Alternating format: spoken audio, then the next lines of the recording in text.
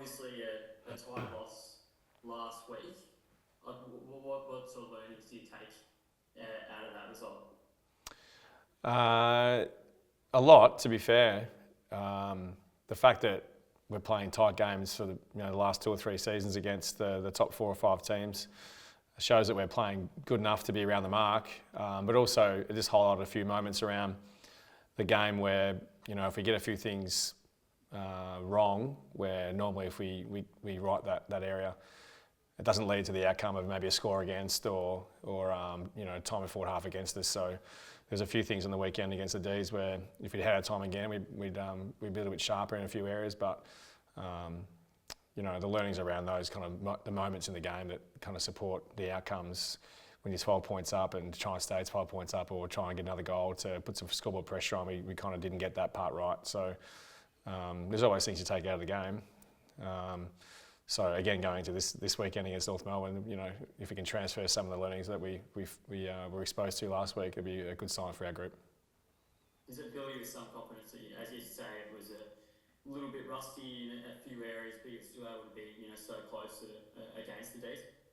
Yeah, well, we didn't think our practice match series was anywhere near the standard it needed to be for the progression from last year to this year. So, the Collingwood game a little bit scratchy. Essendon, to their credit, they took away our ability to win the ball, and our contest method was really, really, substandard for what we expect.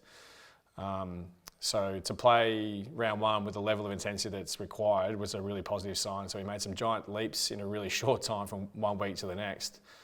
And as I said to the girls, I may have said it during the week, the round 4 game we played against them, we got smacked after half time in regards to not being able to run the game out, lost a bit of our structural awareness, our contest method was poor at times last year, but for round 1 that was all pretty sharp, and to beat it, or not to beat a team, but to lead a team for the majority of the game, like Melbourne, round 1, shows that we've made some significant strides in our, I suppose, game awareness and our IQ around what's required against the best teams, and also, consistency for us as well. North obviously flexed its muscles in round 1 against the Lions. What will be the focus there? I'm sure you're looking to bring your A game and a bit better than you did against the D's against such a quality opposition. Yeah. They're strong across all the lines, just like all the top sides are. Their midfield clearly is something to try and negate with the likes of Garner and Riddell, who are just so damaging around. Plus with their their second string mids are just as powerful and dynamic. So midfield battle is going to be really important for us to manage. Their outside game is really fast, territory based. So to try and limit the opportunities to get the ball forward with some flow. They're a great control team as well. Kick mark, Carney, who's very experienced off the back there, who likes to control how the game's moved off her own boot. So trying to negate their influential players is going to be a really big part of our planning. We think we can match them at both ends of the ground in terms of our bookends as much as we can around the midfield as well. But how we stick to our game style and structure diligently to be able to play the game for the full quarter effort that's going to be required. It's going to be a really good test for our group. You mentioned negating there.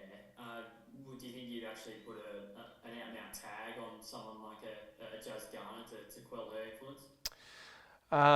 We might, but look, we're going to clearly back our players in to play the roles that they're playing, whether it be a run-with role or a system that we've got in place. So everyone's aware of the talent they've got inside, Garner particularly, very much celebrated across the competition for every right reason. So there's an awareness around their good players too, but not to take away the fact that we're pretty damaging around stoppage as well, or contest.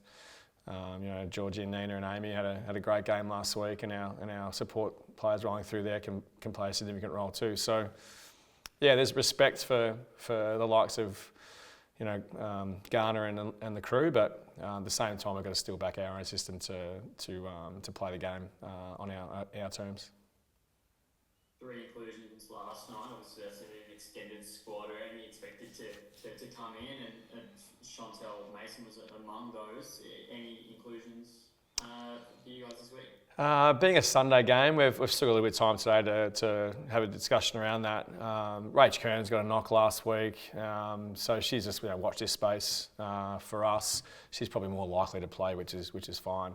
So just a few of the players who are waiting in the wings just to see how she pulls up. But I suppose it's just probably not at this stage with terms of players coming in and out. It's more Rach just to make sure that she pulls up well from a knock last week, but. I'm sure most teams are looking to try and get as many players through early days when it comes to that condensed period of the season where we need to maybe call on as many players who are available as possible. Have they been tested, tried, had the practice out in field to come in and do the role. So it might not just be off the back of injury, but we might need to throw players through to get some experience. Dontel Mason, obviously a local product from Geelong. How have you seen her pre-season, and obviously being selected within that extended squad suggests she's pretty close to a debut? Yeah, she's been super from day one.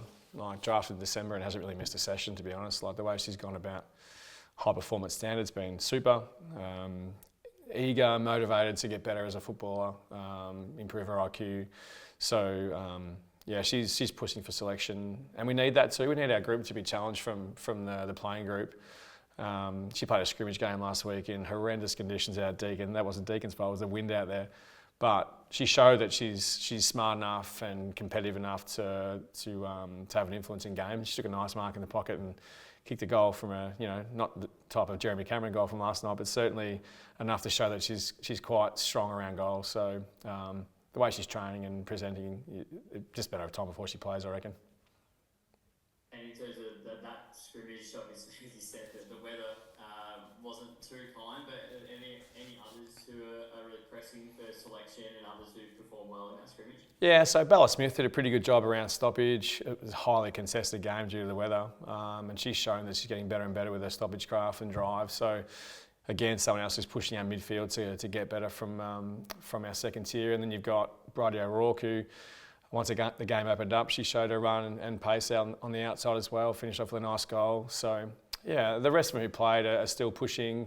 Mel Bragg had a bit of an injury layoff during the pre-season. She came back really sharp. So they're probably ones that stood out the most, and the rest are still working on their craft in that second tier scrimmage opportunity. But at any given time we might have to call on anyone, but certainly those players were the ones that kind of stood out from the weekend.